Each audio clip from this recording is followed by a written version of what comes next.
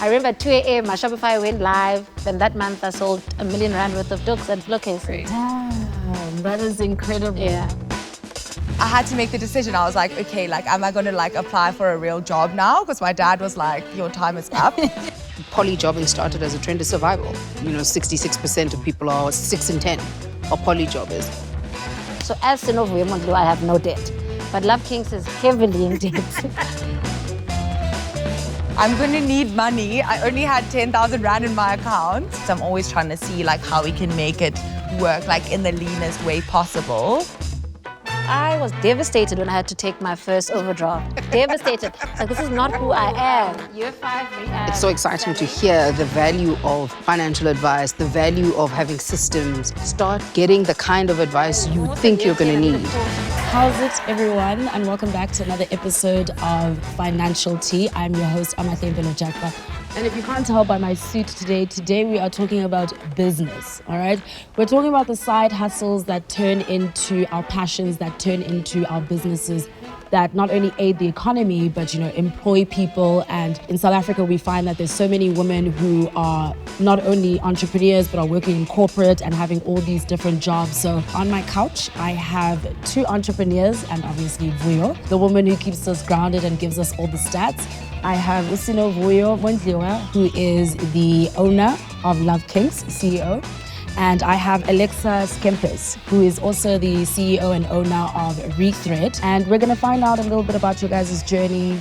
How do you start Rethreads and why? I wanted to be in fashion. My mom was a fashion designer, so like I had my heart set on that. But she actually convinced me to go study a BCom. I did that. I studied a BCom marketing. And then after I graduated, I felt like I wanted to get into the fashion side of the industry. So I went to Amsterdam to study a master's in like fashion entrepreneurship. And it was a really cool program because for the first year, we literally researched like sustainable fashion business models. And in the second year, we had to execute like our own idea, which for me was Rethread. But because at the time I hadn't actually studied design, I felt quite limited in the sense that like I was like, maybe I shouldn't start a brand because like I can't sew my own samples. And I was in Europe and everything was super expensive. Like I couldn't afford to get them made. So at the time, Rethread was kind of like a version of it now. I focused mostly on resale. I would like take influencer wardrobes and resell them. And it was, but luckily in our final year, we had a collaboration project with the London College of Fashion students, and their master students had like designers, shoe designers, everything, which is how that version of Rethread like actually started. But in that final year was the year COVID happened. Yeah. So I came home for 2 weeks. As I landed, they closed the borders. I had to make the decision. I was like, okay, like, am I gonna like apply for a real job now? Because my dad was like, your time is up. Like, you need to make a plan. And luckily, because I was also in my hometown, I realized like a lot of the small businesses, their social media really needed some help. And I was like, I'm gonna need money. I only had 10,000 Rand in my account.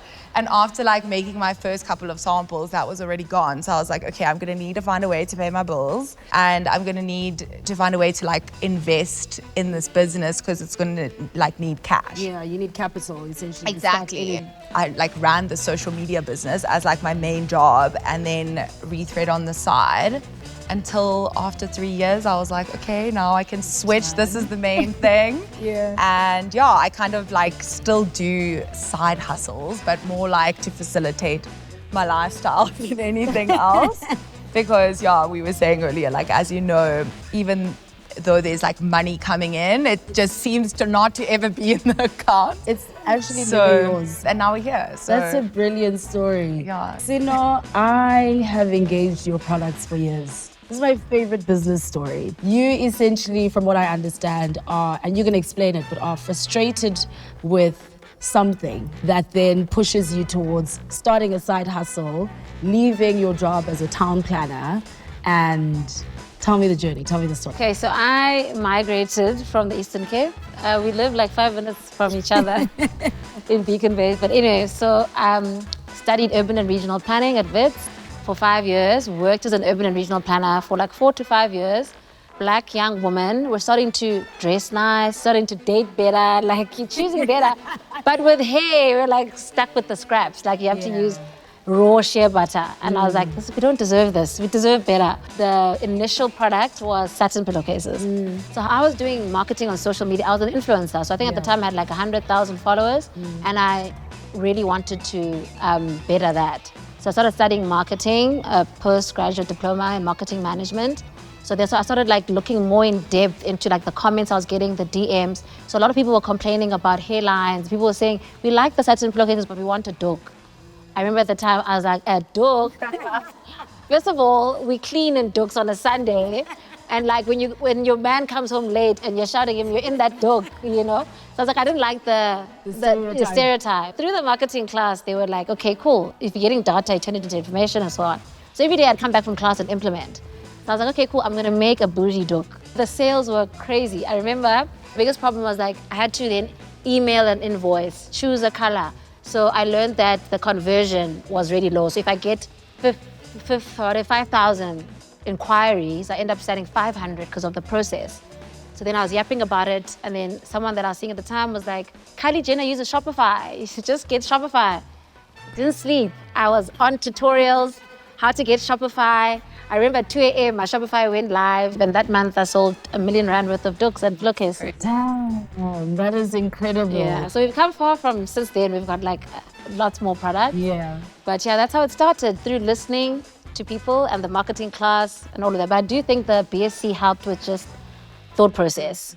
Tell me more a little bit about those stats and, you know, why are we becoming polyjobbers? So we know that polyjobbing started as a means of survival. People needed more income, they needed to make ends meet, and so they found other sources of income. For younger people, it isn't even survival, it's just home.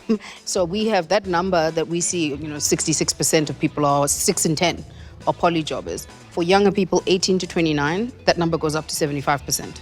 These guys are coming out of school into the job market already gearing up for, I want to have multiple ways of earning an income. So, ladies, I think one thing we all know you can't avoid in business is that debt thing. I want to hear some of your experiences. I'll tell you, for me, like for a long time when I was running my business 12 years ago, it just felt like we were constantly getting into debt, whether it was loans from parents, loans from friends. We weren't necessarily getting the bank loans that we needed, but there was a lot of debt, but we were quite determined for us to never be in debt, right? And always pay back as soon as, before you've touched your profits, before you've done anything else. And I just want to hear what your guys' thoughts are in your journey when it comes to debt. I know Sinomi and you talk a lot about cash flow and those kinds of management. So I think understanding these different types of debts, and now I separate debt in my personal life. So as Sinovi Mondlu, I have no debt. But Love Kinks is heavily in debt. And I'll pay it off over whatever's projected, 5-year projections.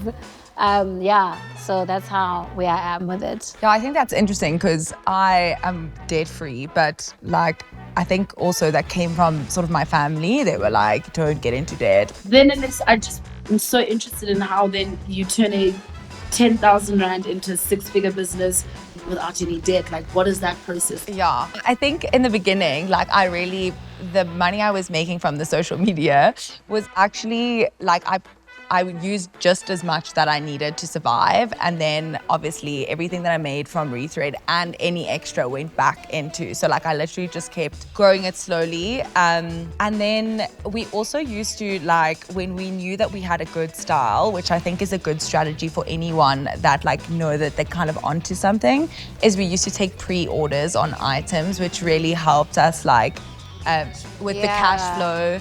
I'm always tight. I'm always trying to see like how we can make it work like in the leanest way possible. When we talk about people investing in businesses, there's a shadow side to it because you might end up, having to pay more than what you have, or, having to, add more to the business. So say, for example, you get more, like what you had, where you wake up and you've done R1 million in sales, and now you have to raise even more money. So I think even for that, like it's important for people to make sure they have some kind of financial advice to actually keep, as they're going in the journey and getting bigger and even worse when you're getting bigger, to not be thinking the way you did when you were really it only small. takes you up to a certain point. And like even in your this conversation now, I'm like, oh, like I'm probably playing it a bit small, you know, like I'm worried about like it's bad to be in debt, but in like maybe in hindsight that's actually holding you back from like getting to the next But if you can, don't rush for it. Yeah. When you one day it'll come and you won't have a choice.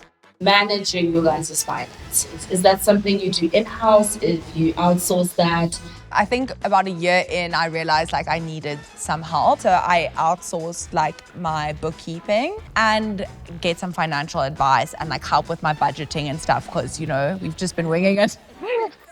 My mentor sent me a link to a Facebook live, and it's called Entrepreneurs Under 30 or Under 35 in the Eastern Cape. That's the name of the Facebook group.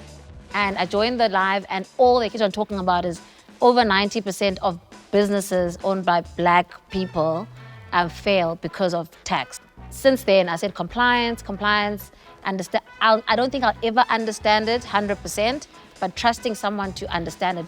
So yeah, I also got registered for VAT like in the first month, so that I got right into. But when I was applying for funding, I learned a lot, like with the projections, budgets, understanding my cash flow statement, balance sheets. Ooh, kuningi. But I think there's so many people who don't realize how important it is to know the numbers, all the systems, the tax, the using, and there's so much tech. And I love how you guys are talking about tech and the role that it plays, and some of the tech that you can't even afford. Yeah. But there's so many tech options and things and tools that people need to use because you're not going to be able to manage your business on paper and pen. So kind of just like... In your guys' journey, what keeps you going? Why do you keep doing it? Like I really love the hustle. Like I'm not gonna lie. Like I like creating something. I like building something. That feeling is like unmatched. You can't like describe it, you know? There's this quote that was saying like having your own business is like the best way to like grow yourself in every level because you're like learning. So it's like a mirror. You're learning so much about yourself. A crash course in self-confidence. Literally. Like a crash course. I've always felt misunderstood. I found that my product, from packaging to ingredients, to philosophy, to positioning, to everything, it's the best representation of who I truly am. Mirrors me, and people get it, and I fit in. And you finally feel seen. Yes, like, I feel seen. That's it, yeah.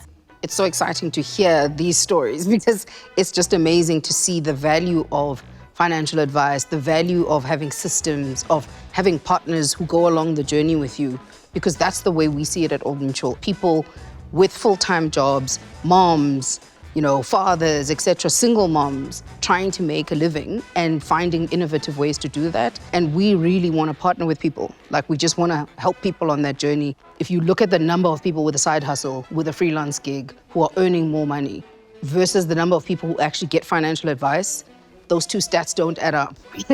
And so I think for us, it's so important for people. It doesn't matter how small you are, it doesn't matter how big your business is, start getting the kind of advice you think you're gonna need.